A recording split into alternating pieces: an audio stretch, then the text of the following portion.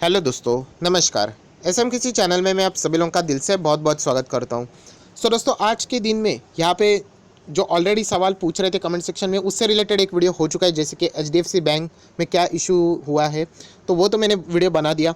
उसके बाद और एक सवाल सबसे ज़्यादा पूछा जा रहा है, सर येस बैंक में जो यहाँ पे बातें सामने आ रही है, तो उससे रिलेटेड येस बैंक के ऊपर मतलब कितना असर पड़ेगा, क्या अभी यहाँ पे जो रैली चल रही थी क्या वो नीचे आ सकती है। तो उसी से रिलेटेड जो ऑनेस्ट आंसर है, जो मुझे लगता है, वो मैं देने की कोशिश यहाँ पे कर रहा हूँ। तो चलिए दोस्तों, फटाफट इस वीडियो को स्टार्ट करते हैं। बट उससे पहले ज़रूर बताना चाहूँगा, जैसे कि अभी के लेटेस्ट वीडियो आप लोगों ने ज़रूर देखे होंगे। आप देख सकते हैं वैक्सीन स्टोरेज से रिलेटेड 200 करोड़ का कॉन्ट्रैक्ट एक कंपनी को मिल चुका है। सो ये वीडियो ज़रूर देख लेना। एंड चैनल में फर्स्ट टाइम विजिट किया है तो सब्सक्राइब करके बेल आइकन को हिट करके ज़रूर रख लेना।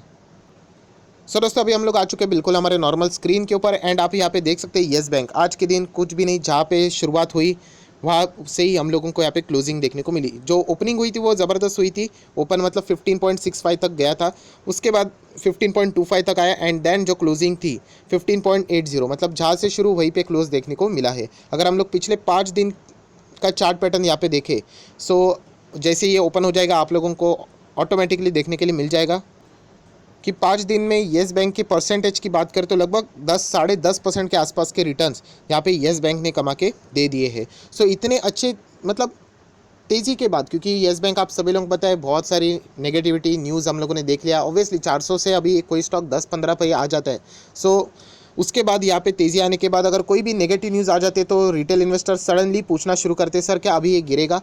तो वही हम लोग सबसे पहले जानेंगे, क्या वो नेगेटिव न्यूज़ वाकई ये एक्स बैंक के लिए है भी या नहीं। उसी के साथ साथ पहले नेगेटिव न्यूज़ की ओर जाने से पहले एक छोटी सी पॉजिटिव न्यूज़ के ऊपर भी आ जाते हैं। सो दोस्तों, सबसे पहले पॉजिटिव न्यूज़ आप लोग यहाँ पे देख सकते हैं। Max Group realty arm Max Estate on Thursday, आज ही के दिन की बात करें, said it has lease 62,500 square feet office space to the Yes Bank in its commercial project in Noida, Uttar Pradesh. So दोस्तों, इससे हम लोग को एक बात पता चलती है कि येस बैंक यहाँ पे एक्सपांड करने के लिए पूरी तरीके से यहाँ पे कोशिश कर रहा है। एंड उसी का फ़ायदा येस बैंक में हम लोगों को फ्यूचर में भी देखने को भी मिल सकता है। आप देख सकते हैं एक ही टाइम पे येस बैंक में बहुत अच्छे अच्छे न्यूज़ देखने को मिले। सबसे कोई बढ़िया न्यूज़ थी वो थी एमएससीआई इंडेक्स में इनको जगह मिलना, क्योंकि एमएससीआई इंडेक्स ऑलरेडी मैं आपको बता चुका हूँ कि जो विदेश के जो इन्वेस्टर होते हैं वो इस इंडेक्स में जो भी शेयर्स को जगह मिलते हैं उनमें हम लोगों को इनके थ्रू मार्केट में इन्फ्लोज आते हुए देखने को मिलने के चांसेस बढ़ जाते हैं। सो येस बैंक का नाम उसमें आने के बाद बहुत ही एक अच्छा खासा हम लोगों को पॉजिटिविटी यहाँ पे देखने को मिली है। सो दोस्तों, एक छोटी सी अपडेट के बाद अभी हम लोग आ चुके हैं एक्चुअल न्यूज़ के ऊपर, जिससे रिलेटेड बहुत सारे रिटेल निवेशक परेशान है। कमेंट सेक्शन में इसी से रिलेटेड बातें देखी जा रही है।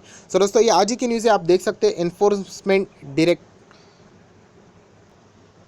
जिसको हम लोग ईडी के नाम से जानते हैं, आप लोगों ने न्यूज़ चैनल के ऊपर भी देखा होगा, बहुत ही पॉपुलर अभी चल ही रहा है। सो ईडी की अगर हम लोग बात करें तो उन्होंने फाइल किया the first chargesheet in the Cox and King money laundering case. So जो लोग येस बैंक को पुराने टाइम से यहाँ पे जानते हैं, तो कॉक्स एंड किंग की अगर हम लोग बात करें तो उनको इससे रिलेटेड जो बातें हैं वो यहाँ पे पता ज़रूर होगी। बट कोई बात नहीं, अगर आपको नहीं पता है तो हम लोग थोड़ा सा और आगे जाएंगे तो आपको पता चल जाएगा। आप देख सकते हैं the investigating agency has name as many as 12 individual and entities in the chargesheet including former promoter of Cox and King group.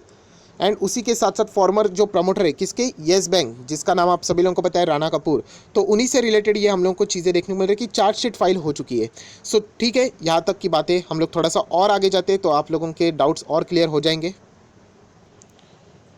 जैसे कि आप लोग यहाँ पे देख सकते हैं लास्ट वीक की अगर हम लोग बात करें, जो कि कॉक्स एंड किंग से जुड़े हुए पर्सन थे, उनको यहाँ पे अरेस्ट किया गया है by ED as the part of money laundering probe against the Yes Bank founder Rana Kapoor.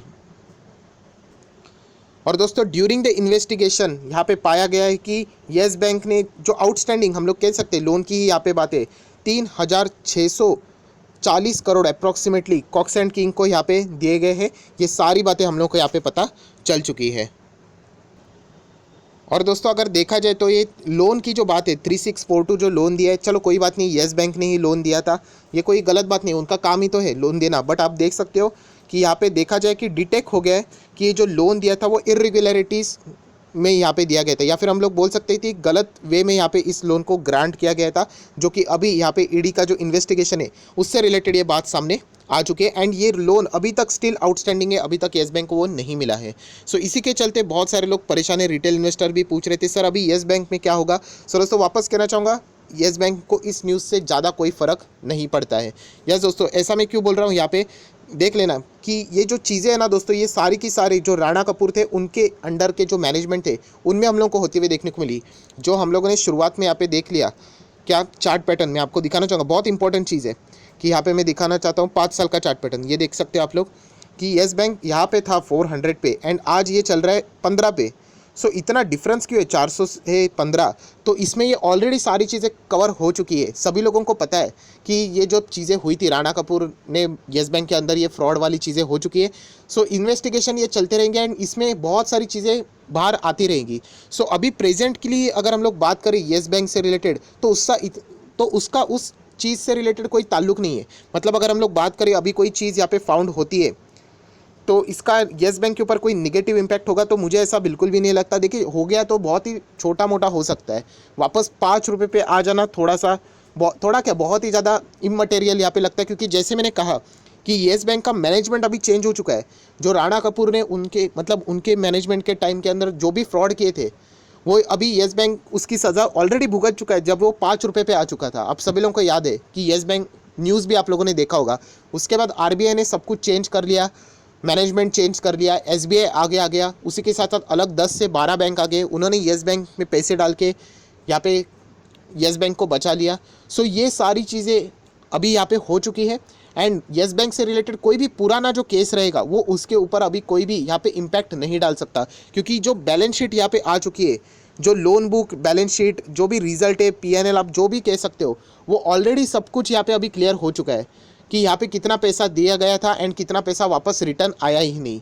सो पहले जब उनका मैनेजमेंट था राणा कपूर उनके अंडर, तब उन्होंने ये चीज़ें हाइड की थी, प्रोविजनिंग की ही नहीं थी, जबकि कंपनी सामने वाली डिफ़ॉल्ट कर रही थी, वो दिखाई नहीं रही थी कि पैसा मतलब आ नहीं रहा है करके, इनफैक्ट वो बता रही थी कि पैसा आ रहा है करके। एंड देन सडनली जब आरबीआई ने उनको साइड में किया एंड रवनीत गिल को अपॉइंट किया एंड तब यहाँ पे फर्स्ट रिजल्ट सामने आए, तब देखा गया कि लगभग 1.5 लाख करोड़ का डिफ़ॉल्ट है, मतलब प्रोविजनिंग बनाया गया।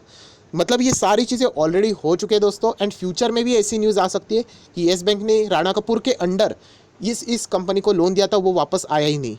सो ये ज़रूर कह सकते हैं कि 3,600 करोड़ ये येस बैंक के अटके हुए हैं, बट इसका अर्थ ये नहीं कि अभी येस बैंक जो पुरानी चीज़ें हो चुकी है उसके लिए उनको सज़ा अभी मिलती रहेगी। जो चीज़ें होनी थी वो ऑलरेडी हो चुकी है एंड इसका बेस्ट एग्जाम्पल मैं ऑलरेडी दे चुका हूँ। जैसे कि मैं बार बार बोलता हूँ कि गाड़ी का एग्जाम्पल, येस बैंक भी एक गाड़ी ही थी जो कि पहले जो उनका मैनेजमेंट था, मतलब पहली गाड़ी कौन चला रहे थे, राणा कपूर चला रहे थे। उन्होंने गाड़ी इधर ठोक दी, गाड़ी उधर ठोक दी, पूरी गाड़ी की बैंड बजा दी। सो अभी यहाँ पे क्या हो गया, गाड़ी को वापस रिन्यू किया गया है एंड जो ड्राइवर है वो अभी चेंज किया गया है। सो ऑब्वियसली हम लोग कह सकते हैं कि जो पुरानी जो भी डैमेजेस थे वो न्यूज़ तो ज़रूर नेगेटिव रहेगी, बट उसका असर येस बैंक के ऊपर इतना ज़्यादा नहीं हो सकता जितना हम लोग यहाँ पे सोच सकते हैं। सो छोटे मोटे हम लोगों को यहाँ पे इम्पैक्ट होते हुए देखने को मिल सकते हैं अगर फ्यूचर की कोई बात होगी तो, बट बड़ा अगर आप लोगों को अभी कोई इम्पैक्ट देखने को चाहिए तो वो शायद से आप लोग यहाँ पे कह सकते हो कि वो यहाँ पे नहीं रहेगा। क्योंकि आप लोग यहाँ पे देख सकते हो जो और एक कंपनी का नाम यहाँ पे था जो कि आप देख सकते हैं कॉक्स एंड किंग, राइट। तो इसका शेयर देख लेना कितने पे चल रहा है, 1.40। सो येस बैंक भी यही पे चलता था बट आरबीआई ने उसको बचा दिया एंड मतलब वो सारी चीज़ें अभी हट चुकी है। सो जो भी इम्पैक्ट रहेगा वो कोई इस पेनी स्टॉक के ऊपर होना है, हो सकता है, बट येस बैंक के ऊपर उसका असर होना ऑलमोस्ट मेरी तरफ से तो जैसे मैंने बोला लॉन्ग टर्म के लिए मुझे तो कोई इसके ऊपर ज़्यादा फर्क पड़ते हुए देखने को नहीं मिलेगा। एंड आप लोग देख सकते हैं MSCI इंडेक्स में जगह ऐसी नहीं मिलती, ये सोच समझ कर ही सारी चीज़ें होती है।